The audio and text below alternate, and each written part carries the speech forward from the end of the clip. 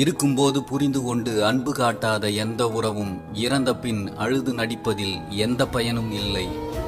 ஒரு உறவு கிடைக்கும் போது தெரியாது, அதை தொலைக்கும் போதுதான் தெரியும் அது நமக்கு எவ்வளவு முக்கியமானது என்று.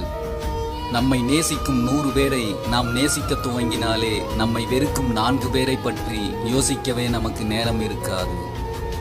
எங்கு உனக்கு மதிப்பு இல்லையோ அங்கு அன்பும் இருக்காது என்பதை புரிந்து கொள். நீ ஓடி ஓடி உதவி செய்யும் வரைதான் அனைவராலும் மதிக்கப்படுவாய். ஒரு முறை மறுத்துப்பார், அடுத்த நொடியே அனைவராலும் அடியோடு வெறுக்கப்படுவாய். எப்போதும் எதற்காகவும் எவரிடமும் எதிர்பார்த்து நிற்காதீர்கள். மற்றவர்களிடம் எதிர்பார்த்து ஏமாறுவதை காட்டிலும் நீங்களே முயன்று தோற்று போகலாம். அதில் வலிகளும் வேதனைகளும் குறைவாகத்தான் இருக்கும். உங்களை ஒருவர் ஒதுக்க நினைத்தால் நீங்களே விலகிவிடுங்கள். அப்போதுதான் வலிகள் குறையும். வாழ்க்கை என்னவென்று